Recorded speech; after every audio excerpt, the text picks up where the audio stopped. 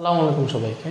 So আজকের এই ক্লাসে হচ্ছে আমরা তোমাদের সিলেট বোর্ড 2024, ঠিক আছে, সিলেট বোর্ড 2024 সিলেট বোর্ড 2024 হচ্ছে সলভ করব এবং ইনশাআল্লাহ এই সিলেট বোর্ড 2024-এর যে 8টা সিকিউ আছে, 8টা সিকিউ হচ্ছে আমরা ব্যাখ্যা সহ সলভ করবো এবং এইগুলা করলে মোটামুটি হচ্ছে তুমি পাশাপাশি আরও অনেক বোর্ড যেগুলো আছে ওগুলো সলভ করতে পারবা। সো যাদের প্রবলেম এই 24 সালের কোয়েশ্চেনগুলোতে তোমরা হচ্ছে এই ভিডিওটা দেখতে পারো, আমরা কন্টিনিউ করি তাইলে, ঠিক আছে। ওকে, সো দেখো আমাদের প্রথম কোয়েশ্চেন, একটা হাতুড়ি দিয়ে 40 মিটার লম্বা ফাঁপা পাইপের এক প্রান্তে আঘাত করলে এত সেকেন্ড সময় ব্যবধানে অপর প্রান্তে দুইটা শব্দ শোনা যায়। ওই সময় বায়ুর তাপমাত্রা ছিল 30 ডিগ্রি সেলসিয়াস। 0 ডিগ্রি সেলসিয়াস তাপমাত্রায় বায়ুতে শব্দের বেগ দেওয়া আছে। লোহা তামা এগুলাতেও বায়ুতে শব্দের বেগ দেওয়া আছে, বা লোহা তামা এগুলাতেও শব্দের বেগ দেওয়া আছে। বলছে বায়ুতে উক্ত তাপমাত্রায় শব্দের প্রতিধ্বনি শুনতে হলে ন্যূনতম দূরত্ব নির্ণয় করা যায়। একটা কথা সেটা হচ্ছে প্রতিধ্বনি শুনতে, ঠিক আছে, আমাদের হচ্ছে শব্দানুভূতির স্থায়িত্বকাল হচ্ছে 0.1 সেকেন্ড। 0.1 সেকেন্ড অর্থাৎ কোনো শব্দ 0.1 সেকেন্ডের আগে যদি আমাদের কানে চলে আসে তাইলে ওই শব্দ আমরা শুনতে পারি না। তার মানে যে কোনো শব্দ প্রতিধ্বনি মানে কি, যে প্রতিধ্বনি বের করে 2D/BT সূত্র দিয়েছে, ওইখান থেকে যে টি বের করব, এই টি যদি 0.1 সেকেন্ড থেকে বেশি হয় তাইলে হচ্ছে আমরা প্রতিধ্বনি শুনতে পারি, কম হলে শুনতে পারি না।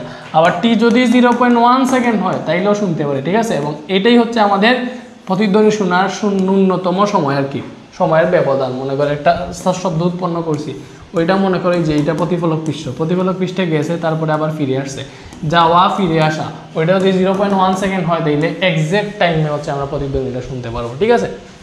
তো এটা দিয়ে আমরা ন্যূনতম দূরত্ব বের করতে পারি। তো দেখা যাক কি করা যায়।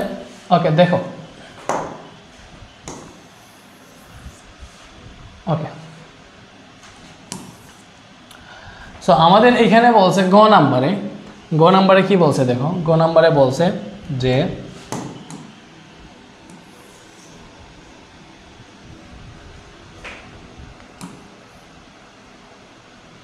ওকে, সো গ নাম্বারে বলছে যে বায়ুতে উক্ত তাপমাত্রায় শব্দের প্রতিধ্বনি শুনতে হলে ন্যূনতম দূরত্ব নির্ণয় করো। সো বায়ুতে তাপমাত্রা বলে দিয়েছে 30 ডিগ্রি সেলসিয়াস। আমরা জানি তাপমাত্রা বলে দিলে হচ্ছে বায়ুতে শব্দের বেগ নির্ণয়ের সূত্র হচ্ছে B2/B1 সমান √T2/T1। এই ফর্মুলা দিয়ে হচ্ছে আমরা এটা বের করি, ঠিক আছে, বিকজ B সমানুপাতিক √T, এটা আমরা জানি। সো এইটা থেকে কিন্তু এই ফর্মুলাটা আসছে। সো আমরা B2 বের করবো যে 30 ডিগ্রি সেলসিয়াস তাপমাত্রায় শব্দের বেগ কত।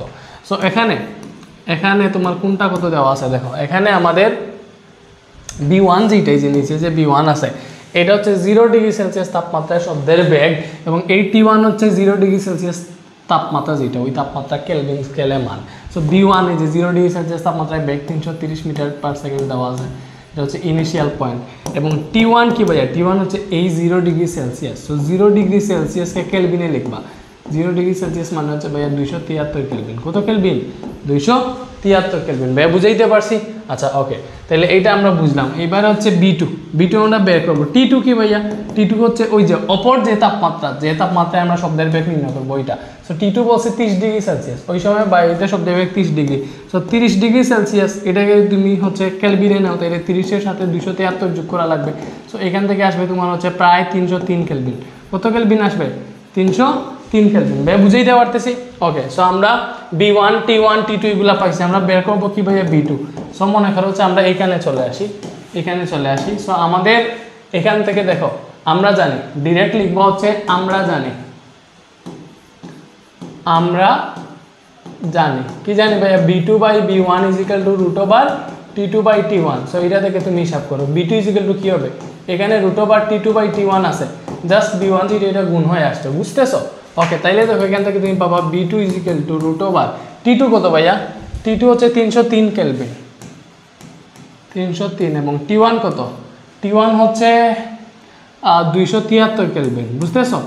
ওকে, ইন্টু B1 কত ভাইয়া? B1 হচ্ছে 330 মিটার পার সেকেন্ড। সো এইবার তো সব বসাই ফেলছে, এইবার তুমি জাস্ট ক্যালকুলেটর দিয়ে এটা হিসাব করো, ঠিক আছে। সো √303 ডিভাইডেড বাই 273 ইন্টু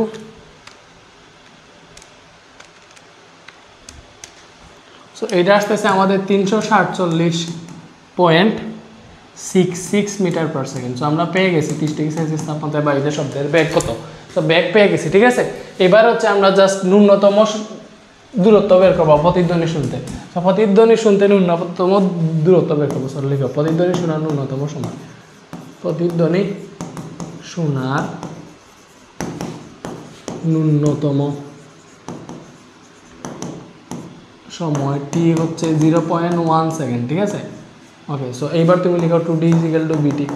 এটা থেকে ডি বের করো, ঠিক আছে। ডি = হবে BT ডিভাইডেড বাই 2। সো এখানে বি পাইছি 347.66 into T 0.1 second divided by 2। এটা তুমি কাউন্ট করো, এটা কাউন্ট করলে কত আসে দেখো, এটাই আনসার।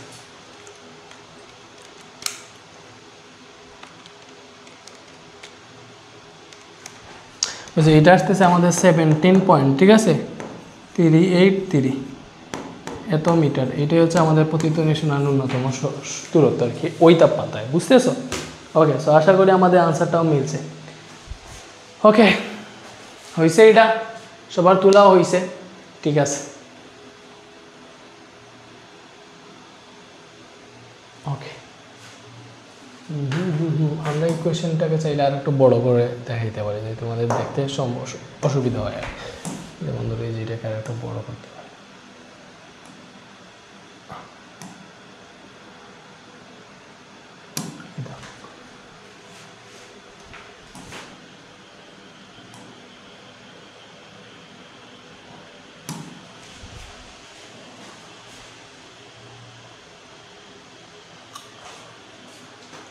ওকে, সো দেখো গ নাম্বারটাতে দেখো বলছে আমাদের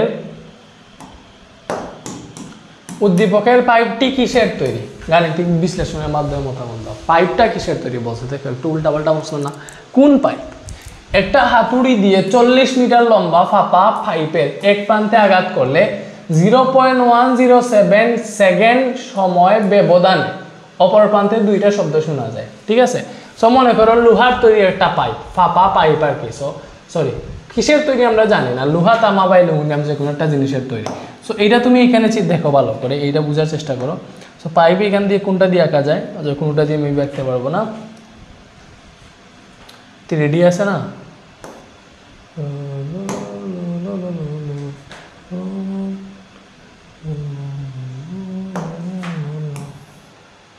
কি হয়েছে? আচ্ছা যাই হোক, ঠিক আছে। সো মনে করো হচ্ছে আমাদের পাইপ,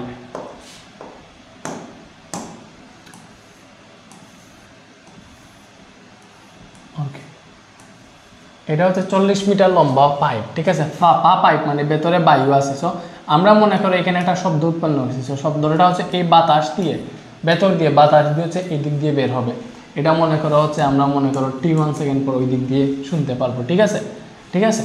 এবং এই যে লোহার তৈরি বা অ্যালুমিনিয়ামের তৈরি বা হচ্ছে তামার তৈরি, যে কোনো জিনিসের তৈরি, তার উপাদান যেটা আছে ওইটার মধ্য দিয়ে শব্দটা ওই দিকে প্রবাহিত হবে। ওইটার জন্য মনে করো আমরা t2 সেকেন্ড পর হচ্ছে ওই দিকে শব্দ শুনতে পারবো, ঠিক আছে। ওইখানে যে আছে ও শব্দ শুনতে পারবে।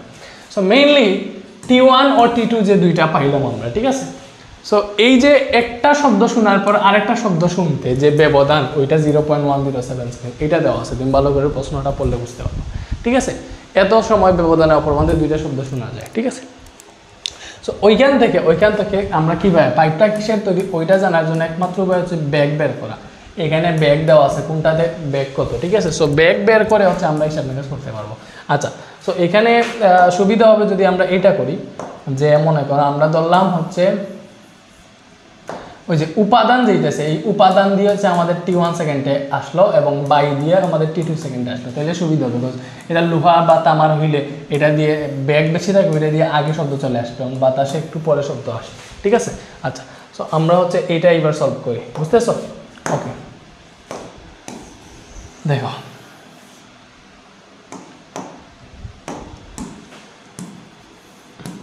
উদ্দীপকের পাইপটা কিসের তৈরি।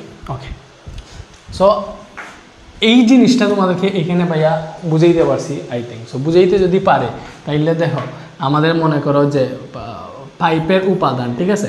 সো পাইপের উপাদান দিয়ে উপাদান, হ্যাঁ,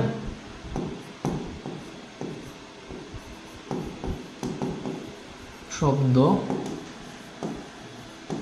প্রবাহিত হতে প্রয়োজনীয় সময়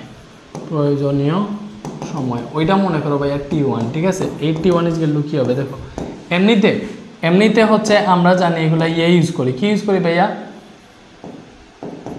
আমরা ইউজ করি যে পাইপের মনে করো এই দিক দিয়ে শব্দ দিতেছে, ওই দিক দিয়ে বের হয়ে যাবে। প্রতিধ্বনির ক্ষেত্রে হচ্ছে এইখানে প্রতিফলক পৃষ্ঠ থাকে, একবার শব্দ যায় একবার আসে, এজন্য এটা ডি হইলে আমরা 2D ইউজ করি, 2D = BT লিখি, ঠিক আছে। বাট এইখানের ক্ষেত্রে কি ভাইয়া, শুধু শব্দটা যাইতেছে আসতেছে না, তো আমরা D = BT হবে, ঠিক আছে। এটা যদি D হয় D = BT হবে, ঠিক আছে। ডি বা হচ্ছে এস যাই লিখতে পারো, পাইপের দৈর্ঘ্য D লিখো, ঠিক আছে। সো T1 বা হচ্ছে এসও লিখতে পারো, S = BT, ওই যে সমবেগের সূত্র যেটা ওইটা দিয়ে। T1 S = BT হইলে T = S/B না, S/B, তাহলে ওইটা থেকে লিখতে পারো T = S/B1, ঠিক আছে। B1 S তো সেম, এটা 40 মিটার লম্বা পাইপ, তার মানে এইটাই হচ্ছে S, বুঝতেছো? ওকে, সো এইটা পাইলাম এইটা। এবং বায়ু, ঠিক আছে, এই পাইপের ভেতরের মধ্যে যে বায়ু আছে, এই বায়ু দিয়ে হচ্ছে কি, বায়ু দিয়ে শব্দ প্রবাহিত হতে প্রয়োজনীয় সময়,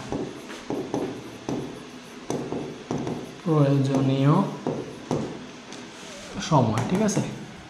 ওইটা যদি T2 হয় ভাইয়া, এই T2 হবে S/B2, বুঝতেছো? এইটা ওকে।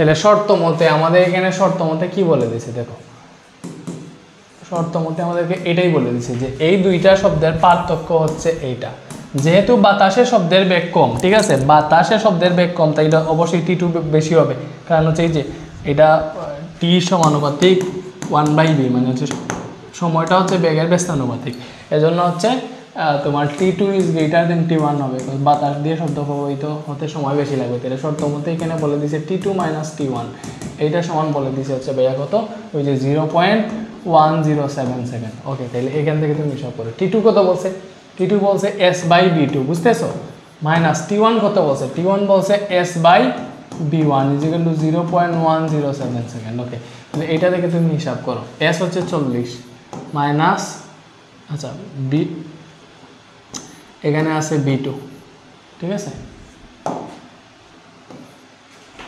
ওকে, সো মাইনাস S হচ্ছে 40, B1 কত, B1 মানে হচ্ছে ভাইয়া, আচ্ছা B2 যেইটা, B2 বাইতে শব্দের বেগ না দিলে B2 যেইটা, এটা কিন্তু আমরা একটু আগে বের করছিলাম আগের কোয়েশ্চেনে, 347.66 মিটার/সেকেন্ড, মনে আছে?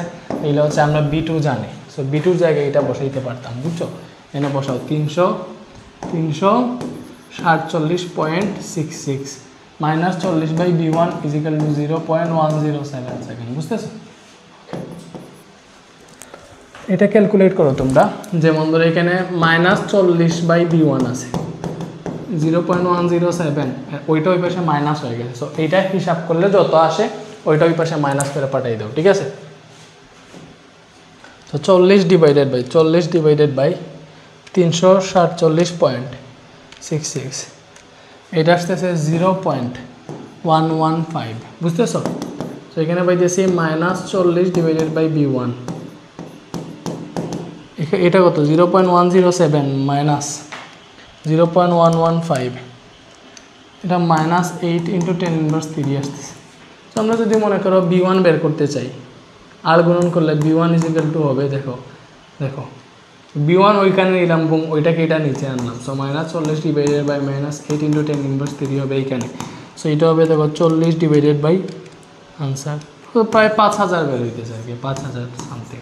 আমরা দশমিক ঠিকঠাক মতো নেই, আরও বেশি নিলে হচ্ছে এটা 4000 সামথিং আসতো, বা যাই আসুক হবে, আমরা 3 ঘর দশমিক নিচের জন্য এইভাবে মান আসছে। তো B1 যেহেতু 5000 মিটার/সেকেন্ড আসছে, তার মানে 5000 এখানে কোনটা, এই যে 5000 হচ্ছে লোহার যেটা আছে ওইটা 5000, ঠিক আছে। এই যে লোহার ব্যাগ 5000, তার মানে পাইপটা কিসের তৈরি?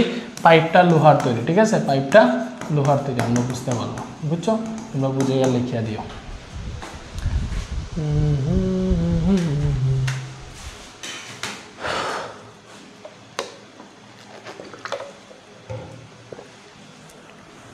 মনে হইতেছে আমি স্লো পড়াইতেছি, আর একটু দ্রুত পড়াইতে হবে, ঠিক আছে।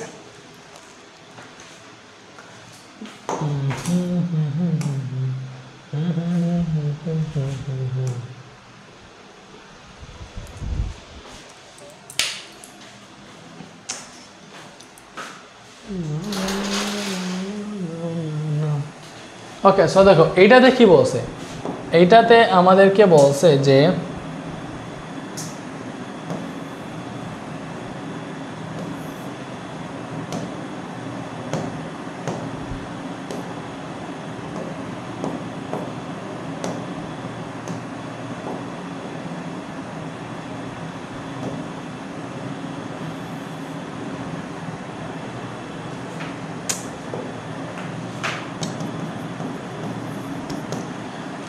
54 কিলোমিটার পার আওয়ার বেগে চলন্ত একটা গাড়ির চালক ব্রেক চাপায়, গাড়িটা 4 সেকেন্ডে থেমে গেল। আবার 18 কিলোমিটার পার আওয়ার বেগে চলন্ত অপর একটা গাড়ির চালক ধীরে ধীরে ব্রেক চাপায় 8 সেকেন্ডে থামলো।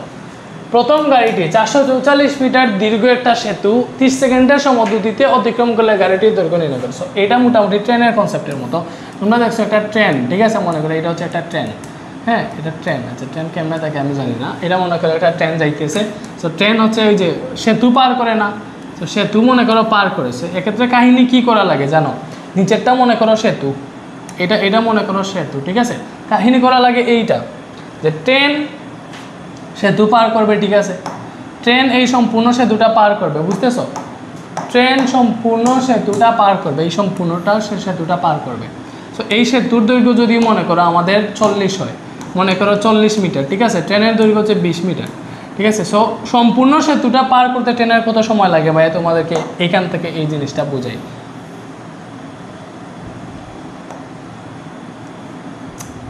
এগুলোতে ধরে ফেলে, এই যে এটাকে ভাইয়া আলাদা করে দিয়েছে। দেখো এটাও মনে করো আমাদের ট্রেন, বুঝতেছ? আচ্ছা এটাকে হচ্ছে আমি এখান থেকে কেটে ফেলি, এইটা ট্রেন,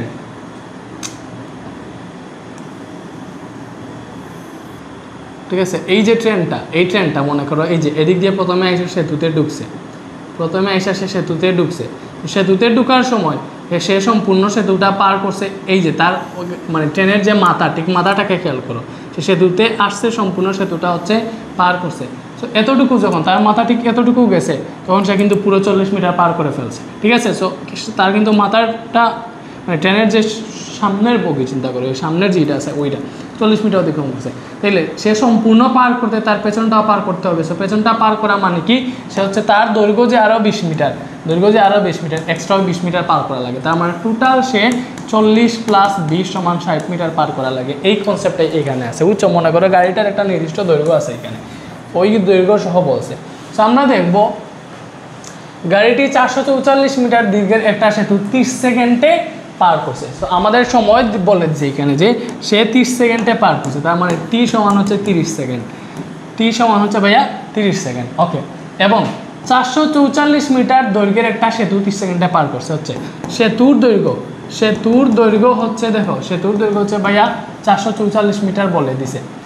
এখন হচ্ছে মনে করো গাড়ির দৈর্ঘ্য মনে করো আমরা জানি না, ঠিক আছে।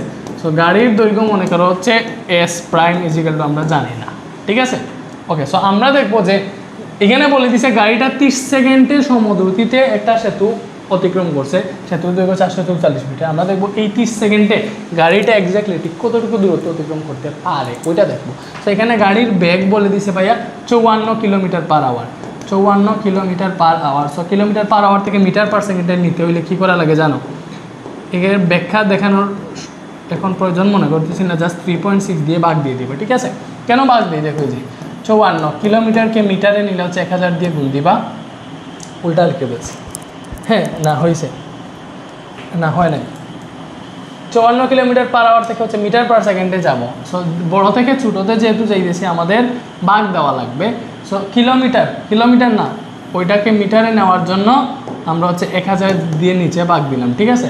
আর ওই যে আওয়ার ইনভার্স ওয়ান মানে কি 1/h, ঠিক আছে, 1/h ওইটার জন্য হচ্ছে আরও নিচে 3600 দিয়ে ভাগ দেওয়া, ঠিক আছে। তো এটা হিসাব করে দেখো 54 আছে নিচে 1000, 3400 হচ্ছে উপরে উঠে যায় এরকম আর কি। সো এইগুলা কাটা গেলে 3.6 থাকে, হ্যাঁ হয় নাই, নিচে ভাগ দাও মানে কি। আচ্ছা এটা উল্টাপাল্টা বুঝাই কেন, ওকে ভাইয়া বলি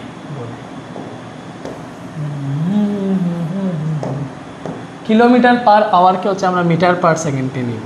তো 54 কিলোমিটার পার আওয়ার আছে, ঠিক আছে, ওকে। সো দেখো এই যে 54, ওকে। সো কিলোমিটারকে যদি আমরা মিটারে নেই 1000 দিয়ে গুণ দিব, আওয়ার ইনভার্স ওয়ান এটা মানে নিচে আছে, সো 1 ঘন্টা সমান কত 3600 সেকেন্ড। সো এই যে ইনভার্স ওয়ান এটা নিচে আছে, সো 3600 দিয়ে ভাগ দিবা। সো এইগুলা যদি কারোতে নিচে 3.6 থাকে, ওই যে 54কে 3.6 দ্বারা ভাগ দেওয়া লাগে এই জন্য, বুঝছো, ওকে। সো 54 ভাগ 3.6 ওইটা করলে বেগ পেয়ে যাবা 15 metre per second, 15 metre per second. So লিখবা অতএব হচ্ছে লিখো 30 সেকেন্ড অতিক্রান্ত দূরত্ব, যে ওই যে 30 সেকেন্ডে সেতু পার করছে না, তাহলে লিখো 30 সেকেন্ড অতিক্রান্ত দূরত্ব, 30 সেকেন্ডে অতিক্রান্ত দূরত্ব। তো 30 সেকেন্ড অতিক্রান্ত দূরত্ব কী হবে, S = BT, বুঝতে পারছো। আচ্ছা সেতুর দৈর্ঘ্য মনে করো S1 আর এটাকে মনে করো S2, সুবিধা হবে।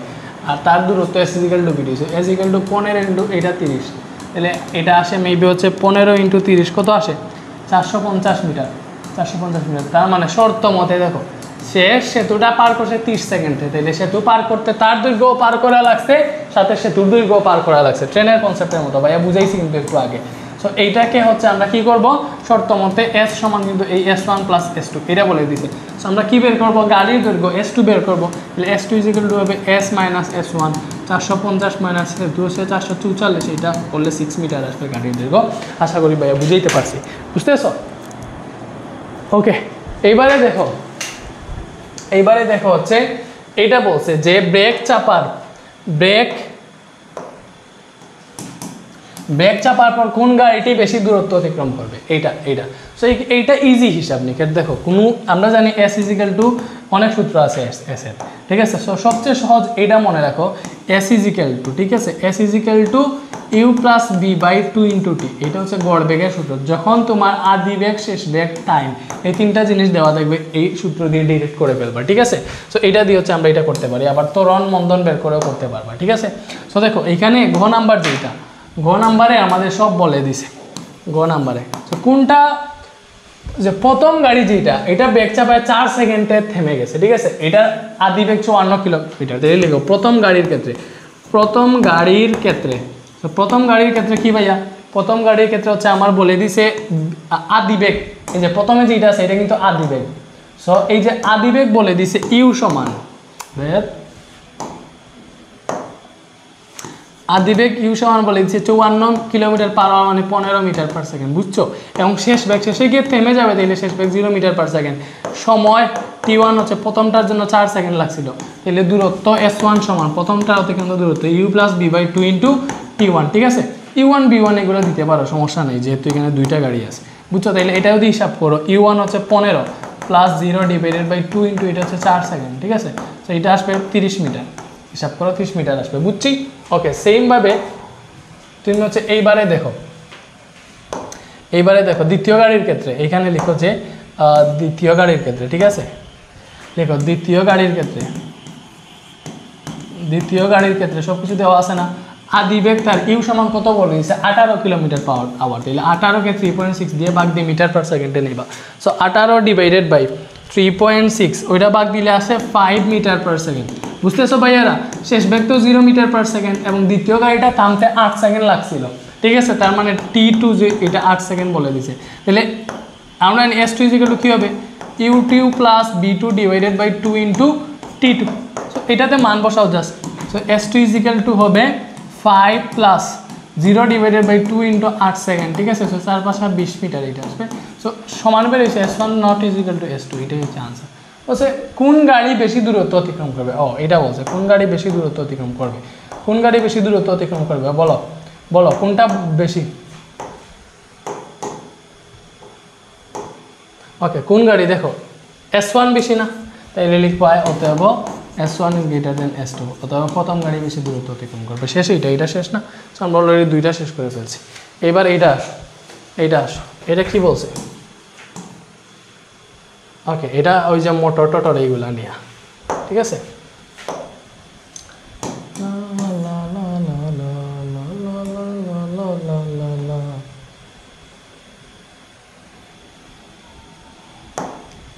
ওকে সো এটার গ নাম্বারে দেখো বলছে 735 ওয়াট কার্যকর ক্ষমতার একটা মোটর 9 মিটার উঁচু দালানের ছাদে 1000 লিটার পানির ট্যাঙ্ক পূর্ণ করতে 2 মিনিট এত সেকেন্ড লাগে এত ওয়াটের এটা আরো সামতে বলে দিছে আচ্ছা দ্বিতীয় মোটর 15 মিটার উঁচু দালানের ছাদে 3000 লিটার পানির ট্যাঙ্ক পূর্ণ করতে 5 মিনিট 12 সেকেন্ড চালানো হয় উভয় ট্যাঙ্ক পূর্ণ হয়ে পানি পড়ে যায় প্রথম ট্যাঙ্ক পানি পূর্ণ অবস্থায় পানির বিভব শক্তি নির্ণয় করো সো দেখো কাহিনী একদম ইজি এই যে এটা মনে করো ভূমি ঠিক আছে সো ট্যাঙ্ক কি হবে ভাইয়া ট্যাঙ্ক মনে করো এই যে একটু উপরের ট্যাঙ্ক থাকে মনে করো মাটি থেকে একটু উপরে এখানে ট্যাঙ্ক আছে পানির ট্যাঙ্ক এটা ভেতরে পানি আছে ভেতরে আছে ওয়াটার সো এই যে মনে করো এইটার একটা নির্দিষ্ট বর আছে এম আছে মাটি থেকে একটা নির্দিষ্ট উচ্চতায় আছে এইচ আছে ঠিক আছে এবং এইটা মাটি থেকে উপরে আছে তার ভূমি থেকে উপরে আছে তার মানে এই যে অভিকর্ষজ বলের জন্য এটার মধ্যে একটা বিভব শক্তি আছে ঠিক আছে সো বিভব শক্তি আছে সো বিভব শক্তি বি ইকুয়াল টু কি ভাইয়া mgh সেক্ষেত্রে m g আর h লাগবে আর কোনো কিছু লাগবে না বুঝতেছো ওকে তাইলে দেখো এখান থেকে আমরা এটা হিসাব করি এটা বিভব শক্তি বের করবো বি ইকুয়াল টু mgh কোনটার প্রথম ট্যাঙ্কের ঠিক আছে সো প্রথমটা 9 মিটার উঁচু দালানের ছাদে 1000 লিটার পানির ট্যাঙ্ক পূর্ণ করে প্রথমটা ঠিক আছে তো এইচ বলে দিছে দেখো 9 মিটার উচ্চতায় এম বলে দিছে 1000 কেজি 1000 লিটার না দিলে 1000 কেজি ঠিক আছে জির মান তো আমরা জানি 9.8 মিটার পার সেকেন্ড স্কয়ার ঠিক আছে সো এম হচ্ছে ভাইয়া 1000 কেজি জি 9.8 এবং এইচ হচ্ছে 9 তো এটা হিসাব করলে যেটা আসে ওইটাই আনসার কত আসে দেখো 1000 ইন্টু 9.8 ইন্টু 9 এটা আসতেছে প্রায়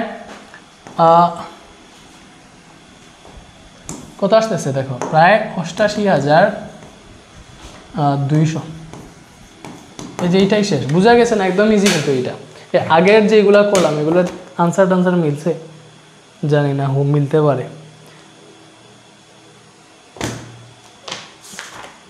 এটা আমার সামনে বের করে রাখা উচিত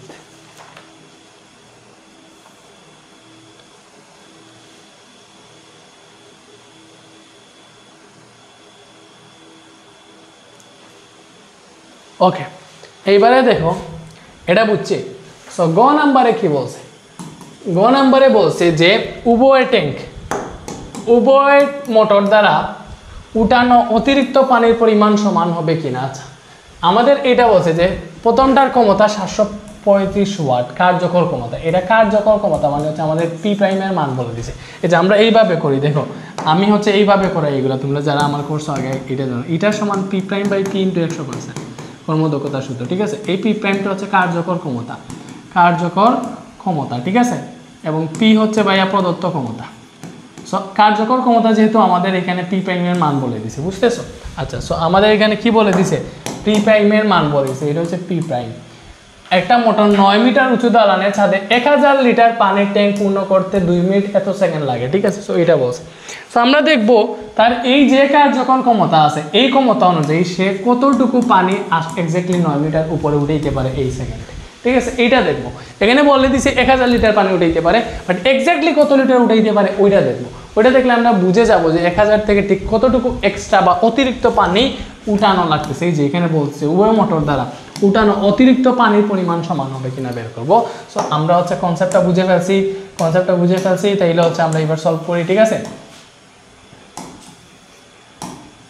সো দেখো ওকে প্রথম মোটরের পি প্রাইম যেটা কার্যকর ক্ষমতা এটা বলে দিচ্ছে 735 ওয়াট ঠিক আছে সো এইগুলো বলে দিছে এখানে আমরা দেখতেছি ঠিক আছে টাইম টি বলে দিছে ভাইয়া 2 মিনিট 12 সেকেন্ড তাহলে 2 মিনিট মানে হচ্ছে 2 × 60 আমরা সেকেন্ডে নিতেছি শালার বেটা ওইটা আমাদের পোকা চলে আসে এই জন্য আমাদের সমস্যা হবে 2 ইন্টু 60, ঠিক আছে, প্লাস 12 সেকেন্ড। সো এটা যদি যোগ করো, হিসাব করো কত আসে দেখো, 2 ইন্টু 60 প্লাস 12, 2 ইন্টু 60 প্লাস 12, এটা আসতেছে 132 সেকেন্ড, 132 সেকেন্ড। আর ওইটা 9 মিটার আমরাই জানি। সো আমরা এমনিতেই জানি ভাইয়া P prime is equal two W/T বা mgh/t। সো ওইটা থেকে হচ্ছে তুমি m বের করো।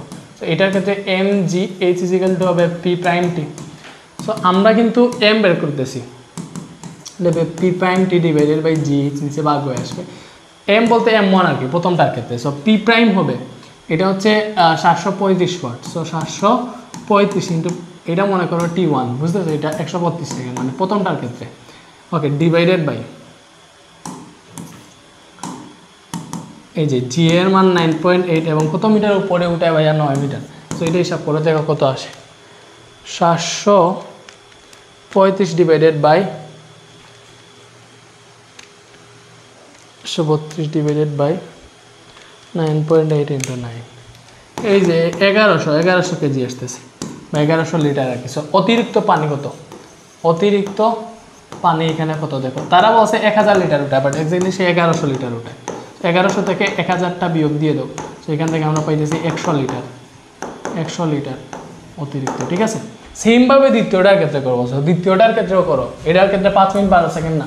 সো লিখো এখানে, জাস্ট লিখো যে দ্বিতীয় মোটরের ক্ষেত্রে, ঠিক আছে। সো দ্বিতীয়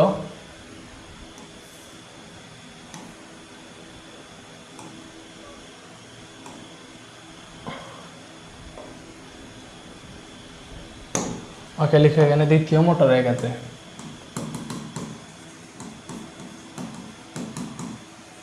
এখন যাই হিসাব করতে সব দ্বিতীয় মোটরের জন্য। সো আমরা ডিরেক্ট লিখে ফেলি এটা যে পি প্রাইম সমান mgh/t। ওইটা দেখে মনে করো আমরা m বের করবো, তাহলে এরকম সূত্র আসবে, m সমান p prime t by gh। So p prime t divided by gh। So এখানে যাই কইতেছে এটা m2 বের করতেছে, এখানে এটা t2, এটা h2, এটা হচ্ছে p2 প্রাইম, এরকম আর কি, বুঝতেছো। সো এইটা দ্বিতীয়টার ক্ষমতা কত ভাই, 1470 ওয়াট, তাহলে 1470 ওয়াট, ঠিক আছে। কিন্তু T2 কত, 5 মিনিট 12 সেকেন্ড, ওইটা হিসাব করো, 5 ইন্টু 60 প্লাস 12, ঠিক আছে। 5 ইন্টু 60 প্লাস 12, 60 দিয়ে কি বুঝেছি আর কি, মিনিটকে সেকেন্ড টেনেছি। সো এটা আসতেছে 312 সেকেন্ড, 312 সেকেন্ড। সো এখানে বসাও 312, জি এর মান 9.8, H2 কত, এটা 15 মিটার উচ্চতে, ঠিক আছে। সো 15, সো এটা হিসাব করো 1470 ইন্টু 312 ডিভাইডেড বাই 9.8 ইন্টু 15, এটা আসতেছে 3120 লিটার বা কেজি আর কি, ঠিক আছে। সো এইখানে দেখো এটা 3000 লিটার পানিকে পূর্ণ করতে পারে বলছে, তাইলে অতিরিক্ত এটার ক্ষেত্রে অতিরিক্ত কত, দ্বিতীয়টার ক্ষেত্রে অতিরিক্ত কত উঠাইতে পারে দেখো, এই 3120 থেকে তার হচ্ছে 3000, এটা বিয়োগ দিলে কত লিটার আসে, 120 লিটার। সো দুইটা কি সমান বের হয়েছে, অতিরিক্ত পানি দুইটার কি সমান বের হয়েছে, এই যে এটা 100 এটা 120 লিটার, সমান বের হয় না, এটাই আনসার, বুঝছো। শেষ নেক্সটে আসো।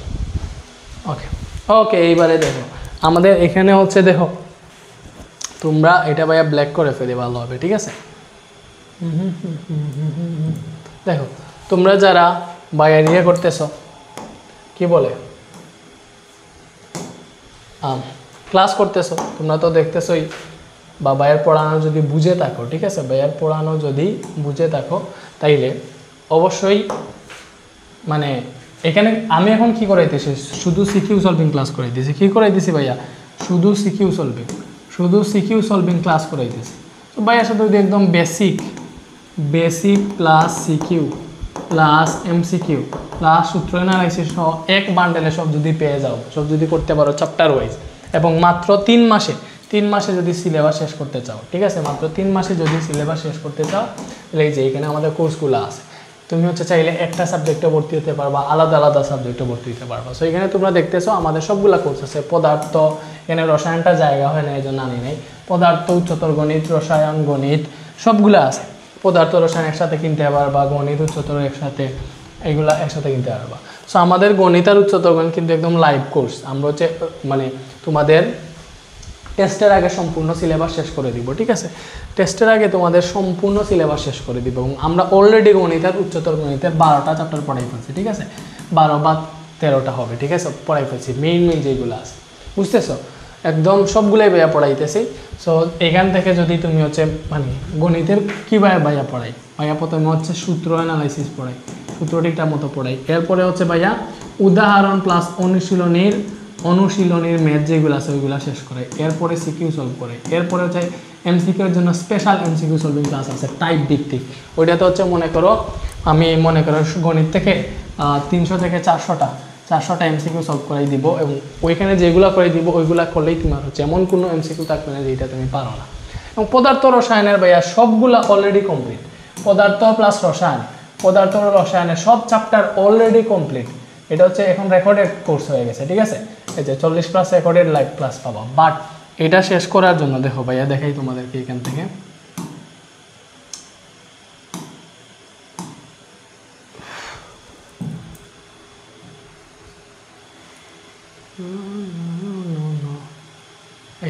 ওগুলাকে লক্ষ্য টুলস কি আছে, এই যে এটা দিয়ে দেখি, দেখো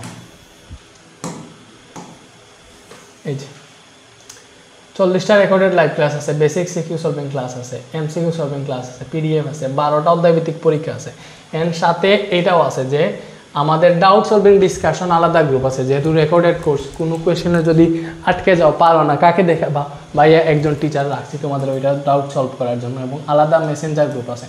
3 মাসে শেষ করার কোর্সটা, সম্পূর্ণ 3 মাসে শেষ করার পূর্ণাঙ্গ রুটিন পাওয়া, কোর্স ফি মাত্র 1250 টাকা। সেমভাবে রসায়নও তুমি পদার্থ রসায়ন একসাথে কিনলে যে 2290 টাকা দিয়ে কিনতে পারো। আর গণিত আর উচ্চতর গণিতে চ্যাপ্টার বেশি, লাইভ ক্লাস হয়, এজন্য হচ্ছে গণিত কোর্স হচ্ছে 1650 টাকা একটা, হায়ার ম্যাথও সেম। তো এটা উচ্চতর গণিত নাই, যেগুলো ফিচার দেবো 60টার উপরে live class, basic plus CQ solving class, special MCQ solving class. Special MCQ solving class কেন দিছি ভাইয়া, এমসিকিউগুলো টাইপ ভিত্তিক পড়াবো, স্পেশালভাবেই পড়াবো, এর জন্য ভাইয়া স্পেশাল লিখছি। প্রতিটার অধ্যায় ভিত্তিক পরীক্ষা আছে, ঠিক আছে। এবং এই যে উচ্চতর গণিত, তুমি হচ্ছে গণিত উচ্চতর গণিত একসাথে কিনলে 2990 দিয়ে কিনতে পারবা, এখানে 1500 টাকা করে বলতেছে।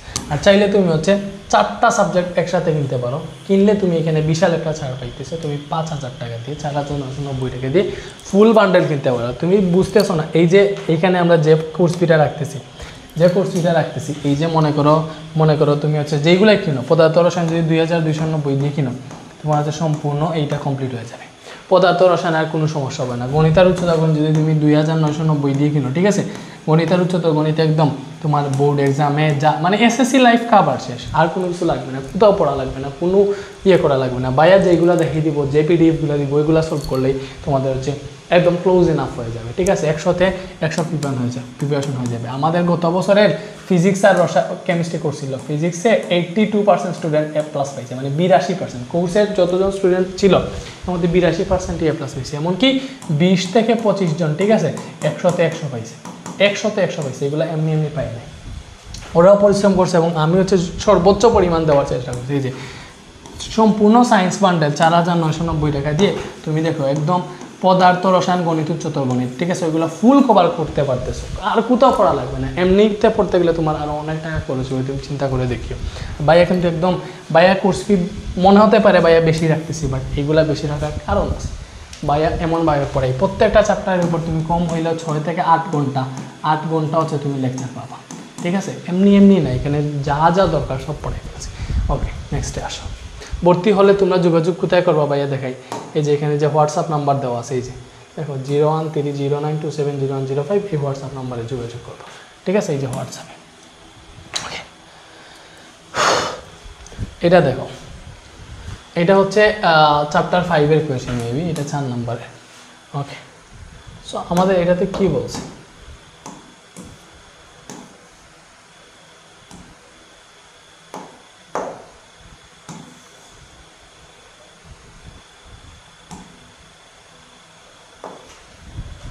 দেখো এটার গ নাম্বারে বলছে যে বি পাত্রের তলদেশে চাপের মান। সো পানির তল, বি পাত্র তো এইটা, তো আমাদের এক্স্যাক্টলি বলছে পানির তলদেশে চাপের মান নির্ণয় করবে। সো মনে করো এই যে এটা পানি আছে, এখানে পানি আছে, সো এটার তলদেশে এখানে পানি চাপ, সো যতটুকু নিচে পানি চাপ এইচ পরিমাণ নিচে গভীরতা যদি পানির চাপ নির্ণয় করো, পানিতে চাপ নির্ণয় হচ্ছে এইচ রোজি, ঠিক আছে, পানিতে চাপ নির্ণয় সূত্র P = H রোজি। সো এটা দিয়ে করবো।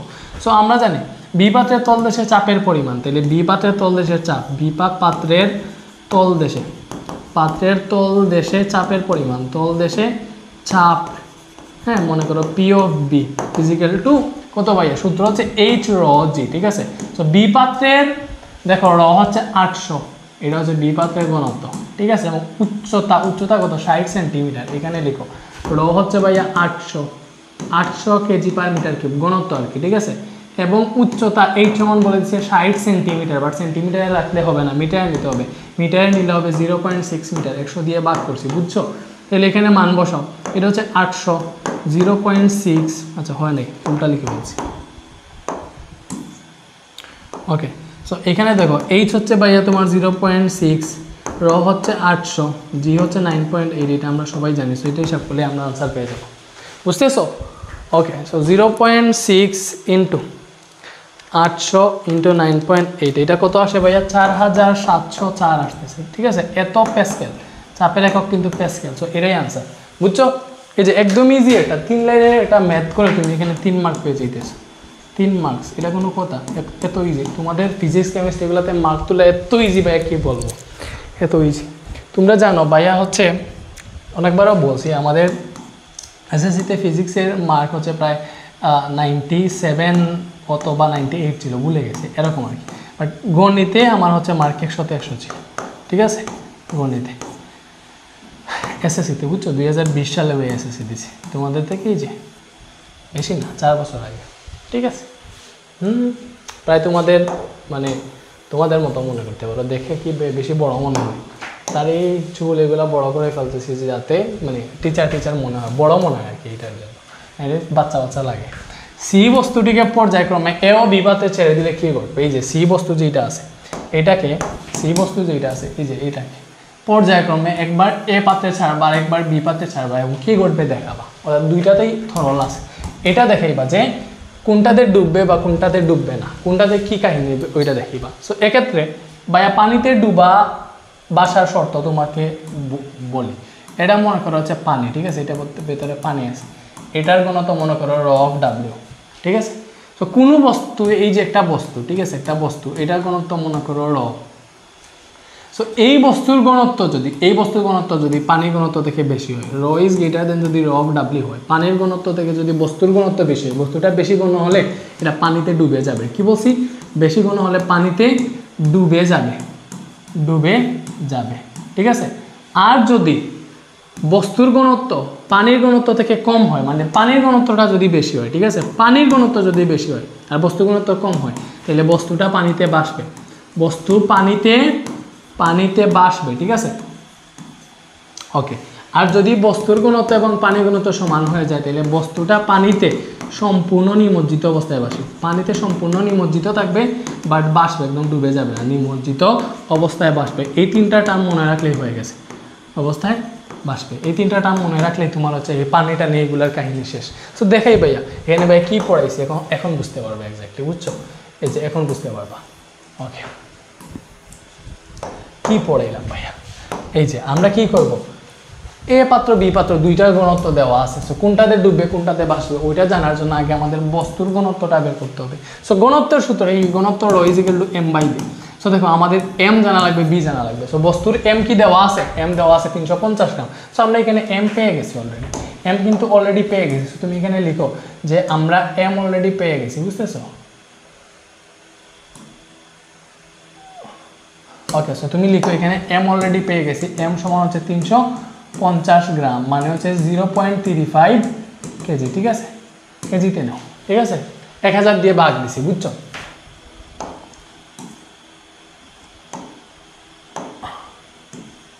ওকে, এম পেয়ে গেছি। বি কত? আয়তন বের করা লাগবে, যেহেতু এটা কি একটা ঘনবস্তু, তার 3টা দ্বার আছে, তার মানে হচ্ছে আমাদের ঘনবস্তুর আয়তন বের করা লাগবে। তো ঘনবস্তুর কী কী দেওয়া আছে দেখো, এখানে আমরা গ নাম্বারটা করতেছি কিন্তু। সো এখানে একটা ঘনবস্তু যেটা আছে, এইটার মনে করো দৈর্ঘ্য এ সমান কত? 5 সেন্টিমিটার।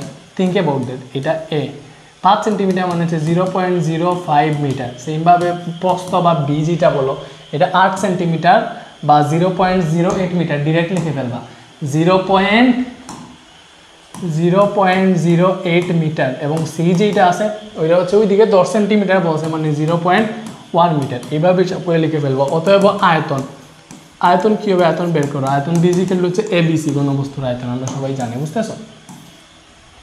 ওকে, তাহলে এ কত ভাইয়া? এ হচ্ছে 0.05, বি হচ্ছে 0.08, ঠিক আছে, এবং সি হচ্ছে 0.1। এটা তুমি হিসাব করলে এখান থেকে আনসার পেয়ে যাবা। কি পাবা? 0.05 ইন্টু 0.08 ইন্টু 0.1, এটা আসতেছে ভাইয়া 4 ইন্টু 10 ইনভার্স 4, ঠিক আছে, 4 ইন্টু 10 ইনভার্স 4 এত মিটার কিউব।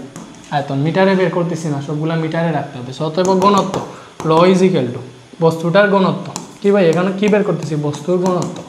সো বস্তুর ঘনত্ব র ইজ ইকুয়াল টু কী হবে? M by B.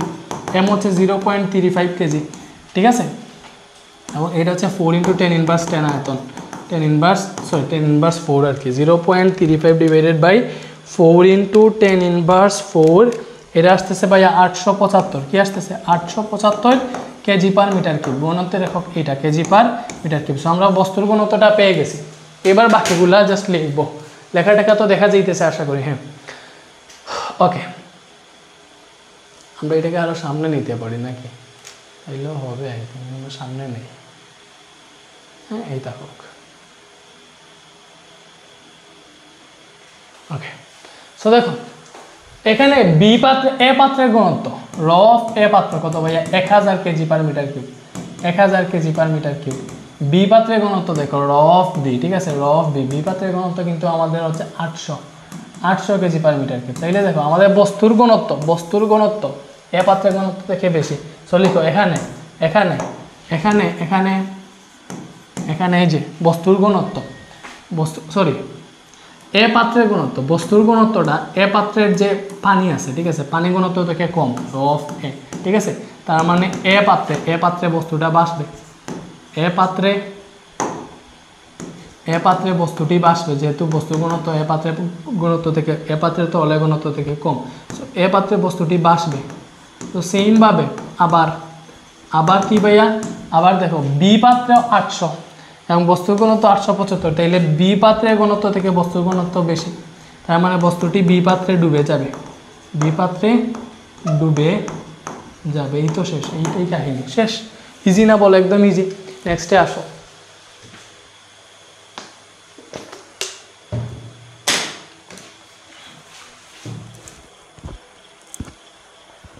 আশা করি এগুলো আনসার হইতেছে। ভাই আর মিলাইলাম না, 4 নাম্বার নাকি? ওকে, তাও আনসার একটু মিলাই দেখি সবগুলো হয়েছে কিনা। ক্যালকুলেশন মিস্টেক হইলে কিন্তু তোমরা পরে পেরায় পড়ে যাবা। এগুলো প্রবতা দিয়েও করা যায়, করিও।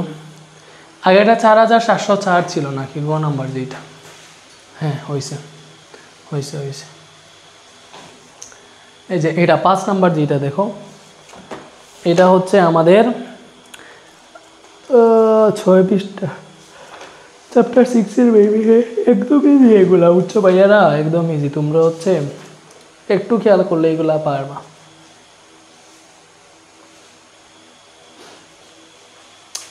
প্যান্টটা শাড়ি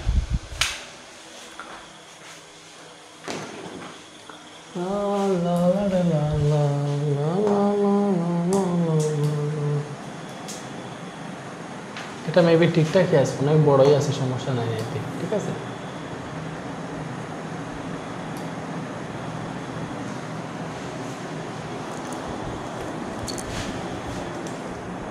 আমরা অলরেডি 48 মিনিট 48 মিনিট ক্লাস করে ফেলছি। ওকে,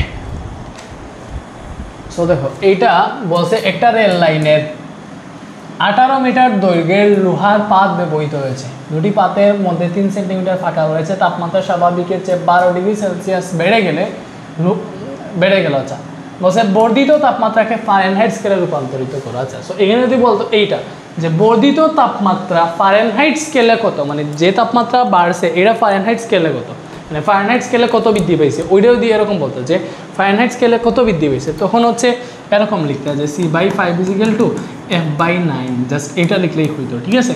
আর যেহেতু বলছে বর্ধিত তাপমাত্রা যেটা আছে ওইটাকে ডিরেক্ট ফারেনহাইট স্কেলে রূপান্তর করো, মানে এটা যে সেলসিয়াস স্কেলে 12 ডিগ্রি সেলসিয়াস, মনে করো এটা তাপমাত্রা জাস্ট 12 ডিগ্রি সেলসিয়াস, এই তাপমাত্রা ফারেনহাইট স্কেলে কত, এরকম এই জিনিসটা বুঝিয়ে দিচ্ছে। তখন লিখবো যে আমরা এইটা আসল সূত্র C/5 = F - 32/9, ঠিক আছে, এটাই না, এটাই তো সূত্র। সো লিখো এখানে যে আমাদের এখানে কি কি দেওয়া আছে। দেখো এখানে হচ্ছে আমাদের বর্ধিত তাপমাত্রা যেটা হচ্ছে টি অফ সি, মনে করো সেলসিয়াস স্কেলে তাপমাত্রা হচ্ছে 12 ডিগ্রি সেলসিয়াস, ঠিক আছে, 12 ডিগ্রি সেলসিয়াস এরকম বলে দিচ্ছি। সো তুমি এখানে টি অফ সি এটাকে টি অফ এফ লিখতে পারো, সমস্যা নাই। সো আমরা বের করবো টি অফ এফ কত, ঠিক আছে। সো আমরা জানি TC by 5 is equal to T F minus 32 divided by 9। So আমরা বের করবো টি এফ। তো টিসি হচ্ছে 12 by 5 is equal to T F minus 32 divided by 9। এটা তুমি ক্যালকুলেট করো, ঠিক আছে। এখানেও চাইলে ক্যালকুলেট করা যায়, করবো নাকি দেখি, তাইলে করি তাইলে, ঠিক আছে। এখানেও ক্যালকুলেট করি। ওকে, সো দেখো এখানে যদি আমরা ক্যালকুলেট করি তাহলে আর গুণ যদি করো এটার সাথে এটা কী হবে 5TF। আচ্ছা, এটা ডিরেক্ট হিসাব করে বের করে ফেলি, এত কেদারিংয়ের প্রয়োজন নাই। 12/5, ঠিক আছে। এই যে 2.4 আসতেছে, কি আসতেছে 2.4।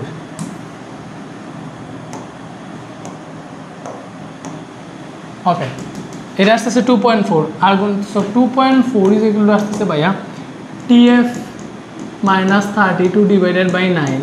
সো আর গুণন যদি করো তাহলে এখানে পাবা TF মাইনাস 32, যেগুলো 9 ইন্টু 2.4 কত, 9 ইন্টু 2.4 এটা আসতেছে প্রায় হচ্ছে 21.6, বুঝতেছো।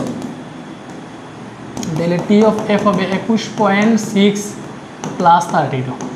এটা হিসাব করলে যে এটা আসে ওইটা আনসার, এই যে 53.6 এত ডিগ্রি ফারেনহাইট। আশা করি ভাইয়া তোমাদেরকে এটা বুঝাইতে পারছি। বলো বুঝছো না? ভাইয়ার লেখা আস্তে আস্তে সুন্দর হয়ে যাইতেছে ভাইয়া, স্মার্ট বোর্ডেও মানে ইউজ টু হয়ে যাইতেছে, ঠিক আছে। ওকে, এইবারে দেখো ঘ নাম্বারটা দেখি বলছে যে আমাদেরকে বলছে বর্ধিত তাপমাত্রায় রেলগাড়ি চলাচল নিরাপদ হবে কিনা গাণিতিক বিশ্লেষণের মাধ্যমে দেখাও। আচ্ছা, সো রেল লাইনের মধ্যে মাত্র 3 সেন্টিমিটার ফাঁক আছে, দুইটা রেল লাইনের লোহার পাতের মধ্যে 3 সেন্টিমিটার ফাঁকা রাখা আছে। তাপমাত্রা স্বাভাবিক বিঘেছে 12 ডিগ্রি সেলসিয়াস বাড়ছে, দৈর্ঘ্য প্রসারণ সহগ বলে দিয়েছে। সো আমরা এইটা দেখবো যে আমরা জানি না দৈর্ঘ্য প্রসারণ সহগ মানে হচ্ছে এগুলার সূত্র কি, আমরা তো সবাই জানি যে আমরা কী বের করবো। আমাদের এখানে মানে দৈর্ঘ্যটুকু কতটুকু প্রসারণ হবে, ডেল এল যেটা আছে ওইটা বের করবো, ঠিক আছে। দৈর্ঘ্যটুকু ঠিক কতটুকু প্রসারণ হবে এই তাপমাত্রা, এটা বের করবো, ঠিক আছে। এটা যদি বের করে 3 সেন্টিমিটার থেকে কম হয় তাহলে দুর্ঘটনা হবে না, রেলগাড়ি চলাচল নিরাপদ হবে। আর যদি 3 সেন্টিমিটার থেকে বেশি বের হয়ে যায়, যে তাপমাত্রা বাড়ার কারণে আমাদের দৈর্ঘ্যটা 3 সেন্টিমিটার থেকে বেশি বৃদ্ধি পেয়ে গেছে, তখন তো অবশ্যই রেল লাইনটা বেঁকে যাবে এবং দুর্ঘটনা ঘটার সম্ভাবনা আছে তখন।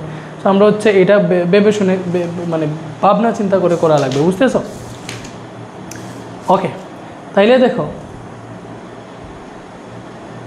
তো আমরা জানি এগুলোর সূত্র কি ভাইয়া, আলফা সমান del L divided by L1 into del T বা ডেল টিটা।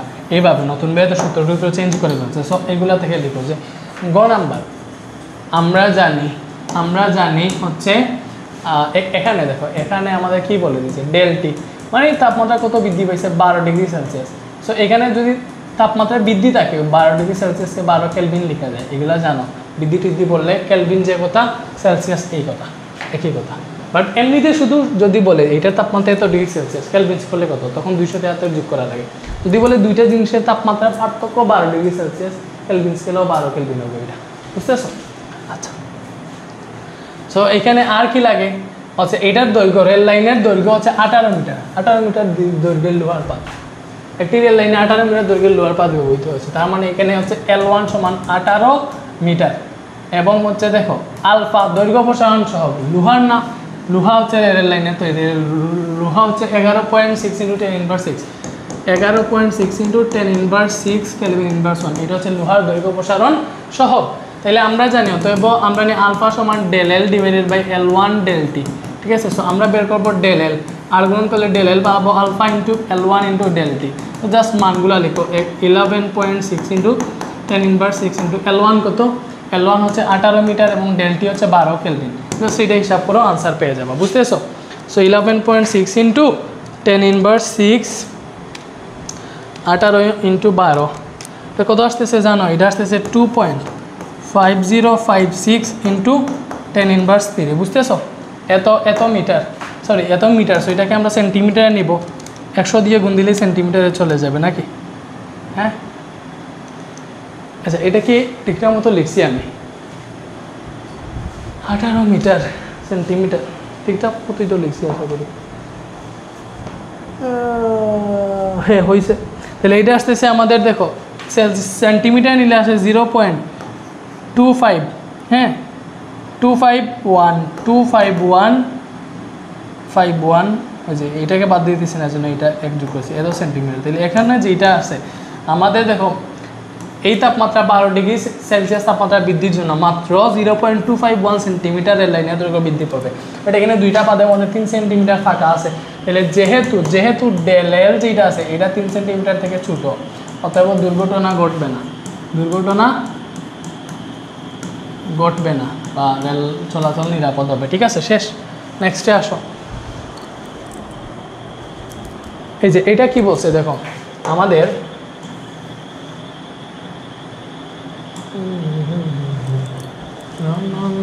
এটা কি দেখা যায়? এটাকে একটু এদিকে সরাইতে হবে। ওকে, এবার মেবি দেখা যায়। হ্যাঁ ওকে, স্যার কি বলছে দেখো, প্রথম শিক্ষার্থীর লেন্সের ফোকাস দূরত্ব কত? আচ্ছা এই যে প্রথম শিক্ষার্থী, আচ্ছা সর্বোচ্চ যে দূরত্ব দেখতে পাই, ব্যবহৃত লেন্সের ক্ষমতা বলছে -5 ডায়োপ্টার। লেন্সের ক্ষেত্রে ক্ষমতা আমরা জানি P = 1/f, এখানে f ফোকাস দূরত্ব দিলে f = 1/p হবে, ওইটা দিয়ে করলে ফোকাস দূরত্ব পেয়ে যাবো। সো গ নাম্বারে কি বলছে দেখো, এখানে লেন্সের ক্ষমতা P বলে দিছে -5 ডায়োপ্টার। আমরা বের করবো হচ্ছে f ফোকাস দূরত্ব কত প্রথম শিক্ষার্থীর, f জানি না। সো আমরা জানি হচ্ছে P = 1/f ক্ষমতার ক্ষেত্রে, ফোকাস দূরত্ব f হবে 1/p। সো 1/p এর মান কত? -5 ডায়োপ্টার। ওইটা দিয়ে হিসাব করলে তুমি ফোকাস দূরত্ব ওটা পেয়ে যাবো। সো 1/-5 এটা কত আসে জানো? এটা আসতেছে -0.2 মিটার। তুমি চাইলে সেন্টিমিটারে নিয়ে বের করতে পারো, ইন্টু 100 করো, সেন্টিমিটারে চলে যাবে। তাহলে -20 সেন্টিমিটার হচ্ছে ফোকাস দূরত্ব, -20 সেন্টিমিটার। বুঝতেছো? -20 সেন্টিমিটার বলতে 20 সেন্টিমিটারই। ওকে, মাইনাস দিয়ে শুধু উত্তল অবতল এগুলো বোঝায়, বুঝছো?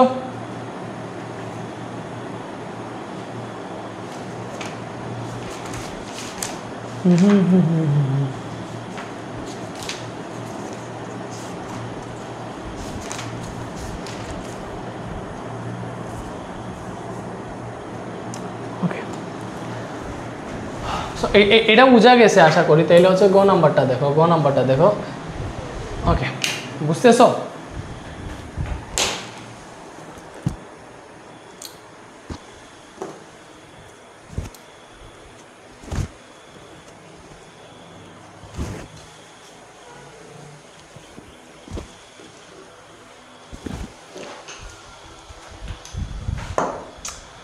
গ নাম্বারে কি বলছে, দ্বিতীয় শিক্ষার্থীর চোখের ত্রুটির কিভাবে প্রতিকার করা যায়। আচ্ছা, দ্বিতীয় শিক্ষার্থী দেখো সর্বোচ্চ যে দূরত্ব দেখতে পায়, দ্বিতীয় শিক্ষার্থী 40 সেন্টিমিটার থেকে অসীম পর্যন্ত দেখতে পায় দূরত্ব। ঠিক আছে, দ্বিতীয় শিক্ষার্থী তার চোখ দিয়ে 40 সেন্টিমিটার থেকে অসীম পর্যন্ত দূরত্ব দেখতে পায়। 40 সেন্টিমিটার থেকে অসীম পর্যন্ত দূরত্ব দেখতে পায়। 40 সেন্টিমিটার থেকে অসীম দূরত্ব পর্যন্ত দেখতে পায়। ঠিক আছে,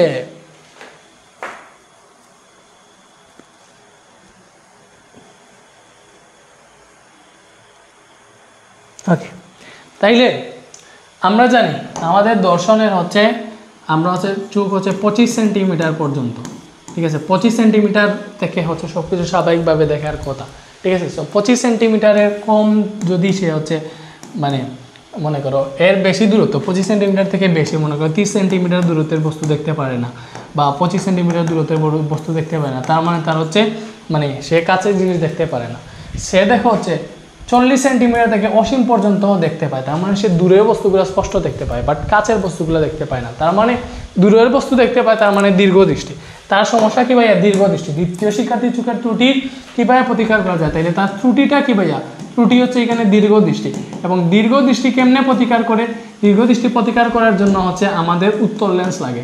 উত্তল লেন্স হচ্ছে অপসারিতা কমায়, অবিসারী ক্ষমতা বেশি উত্তল লেন্স দিয়ে বেশি করা যায়। অবিসারী মানে কি? মানে কাহিনীটা তোমাকে দেখাই, এই যে এটা চিত্র একে তো বর্ণনা দিবা, এটা একদম ইজি, বুঝছো? এগুলো একদম ইজি। এই যে দুইটাই আছে, দীর্ঘদৃষ্টি আর হ্রস্বদৃষ্টি, এই দুইটা শিখে বাতাইলেই তো হয়ে গেছে। সো গ নাম্বারটা না, দ্বিতীয় শিক্ষার্থীর চোখের ত্রুটির কিভাবে প্রতিকার করা যায়। ঠিক আছে, সো তার সমস্যা কি ভাই আসছে, তার সমস্যাটা হচ্ছে দীর্ঘদৃষ্টি, তার সমস্যাটা হচ্ছে দীর্ঘদৃষ্টি, ঠিক আছে, তার সমস্যা হচ্ছে দীর্ঘদৃষ্টি।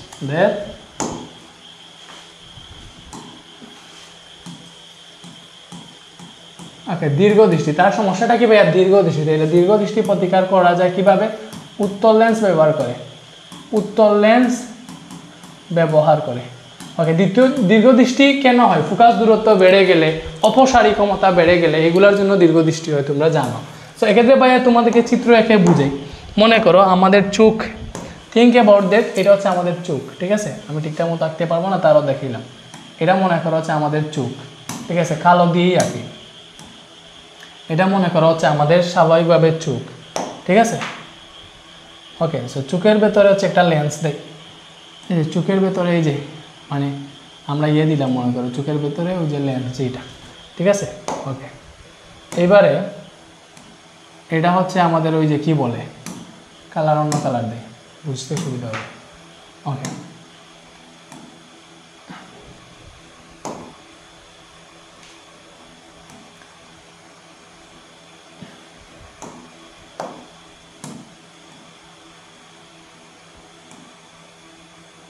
ওকে, সো লেন্স, ঠিক আছে। এইবারে দেখো, মনে করো এইখানে একটা বস্তু আছে, এখানে একটা বস্তু আছে, এটা কাচের বস্তু, আরও কাছ থেকে দেখাই। মনে করো এখানে একটা বস্তু আছে, এখানে একটা বস্তু আছে ও বিন্দুতে, ঠিক আছে। তো এটা দেখে যখন হচ্ছে আমাদের রশ্মি চোখের মধ্যে আপতিত হবে, মনে করো যে এখানে আপতিত হয়েছে, বুঝছো, আপতিত হয়েছে, হ্যাঁ, এবং এটা প্রতিসরণের পর, এটা প্রতিসরণের পর একদিক দিয়ে যাবে, তো মনে করো প্রতিসরণের পর সে এই দিক দিয়ে গেছে, ঠিক আছে।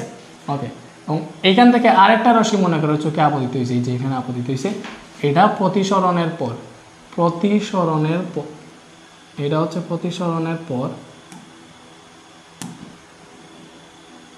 এটা প্রতিসরণের পর এই দিক দিয়ে গেছে, মনে করি এই যে এই দিক দিয়ে গেছে। তাহলে এরা পরস্পর কোথায় মিলিত হয়েছে? এইখানে।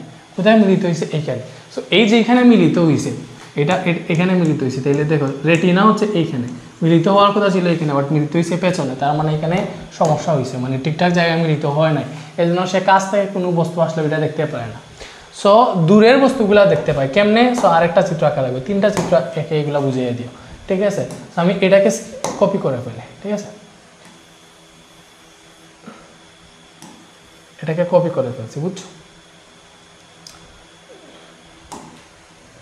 ডুপ্লিকেট করে কপি করা লাগে, এই যে সেমভাবে এটাকে আমি কপি করে ফেলছি, দেখছো। এবার কথা হচ্ছে আমি হচ্ছে একটু এগুলা কেটে ফেলি, ঠিক আছে। ওকে, ওকে, এটার কালার অন্য কালার দাও, এটার অন্য কালার দাও, বুঝতে তোমাদের সুবিধা হবে। ওকে, দেখতেছো? ওকে, দেখো এবার তো সেমভাবে মনে করো দূর থেকে, এইখান থেকে যদি কোনো বস্তু, এটা কি সোজা হয়েছে আমি জানি না, কেমনে বুঝবো সোজা হয়েছে কিনা, একটু চিত্র আঁকতে সমস্যা কষ্ট হবে, তারপরও দেখো এটা কি সোজা হয়েছে, সোজা হয় নাই, এরকম হয়ে যায়, তাহলে আমরা নিচ থেকে আঁকি, যে এইটা মিডিল পয়েন্ট, তার মানে একটা বস্তু হচ্ছে আমরা এইখানে রাখলাম, ঠিক আছে, এইখানে একটা বস্তু রাখলাম মনে করো। ওকে, ওকে,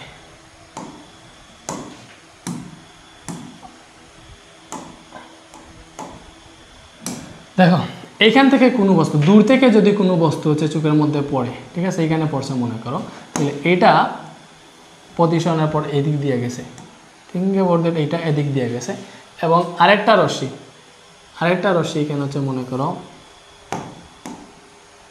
আরেকটা রশ্মি এখান থেকে হচ্ছে তোমার চোখে এই যে দূর থেকে আপতিত হয়েছে, এবং এটা প্রতিসরণের পর হচ্ছে এই দিক দিয়ে গেছে, একদম কোথায় মিলিত হয়েছে দেখো, ওই যে চোখের ইয়েতে, মানে একদম চোখের যে জায়গায় হচ্ছে মিলিত হওয়ার কথা, রেটিনায় মিলিত হয়েছে, এখানে মিলিত হয়েছে, তার মানে এই বস্তু সে দেখতে পাইতেছে, দূরের যে বস্তুটা, দূর থেকে যে বস্তুর আলো পড়ছে ওইটা সে ঠিকঠাক মতো দেখতে পাইতেছে বা দেখতে পাইছে, বুঝছো।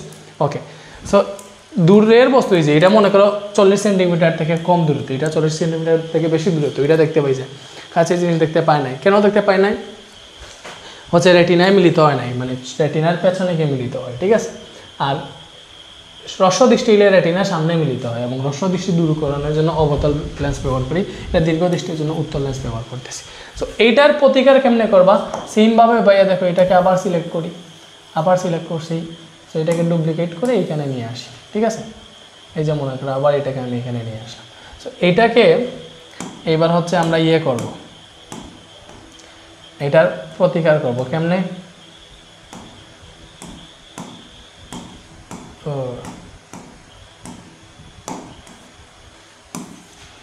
এটার প্রতিকার কেমনে করব ভাইয়া? এটার জন্য আমরা হচ্ছে উত্তল লেন্স ব্যবহার করব। উত্তল লেন্সটা কি? এটার সামনে হচ্ছে আমরা উত্তল লেন্স ব্যবহার করব। সামনে মনে করো হচ্ছে এই যে এইখানে, ঠিক আছে, মনে করো এখানে একটা লেন্স ব্যবহার করতেছি, উত্তল লেন্স। উত্তল লেন্স এটা কি করবে দেখাই ভাইয়া তোমাদেরকে, যখন ভাই এটা বুঝাবো তখন এটা বুঝবা, ঠিক আছে। এটার ভেতর লাল দিই, এই যে তোমাদের জন্য ভাই একটু প্রপারলি চিত্রগুলো ট্রাই করতেছি, বুঝছো?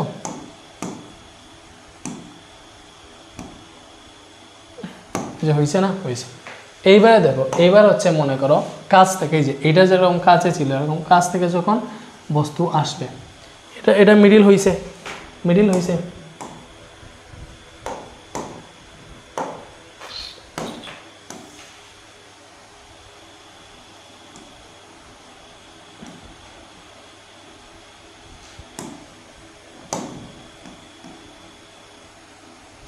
ওই যে মনে করো এইটা হচ্ছে মিডিল পয়েন্ট। এইখান থেকে এইবার হচ্ছে একটা বস্তু আসলো তিনটি বোর্ডের, এখান থেকে একটা বস্তু হচ্ছে আপতিত হইল, এইভাবে দেখাই একটা রশ্মি হচ্ছে আপতিত হইলে যে এখান থেকে এটার মধ্যে আপতিত হয়েছে, ঠিক আছে, এটার মধ্যে আপতিত হয়েছে, বুঝছো? ওকে, সো এটার মধ্যে আপতিত হয়েছে। এইবার সে হচ্ছে এখান থেকে এমনভাবে যাবে এইদিকে, ঠিক আছে,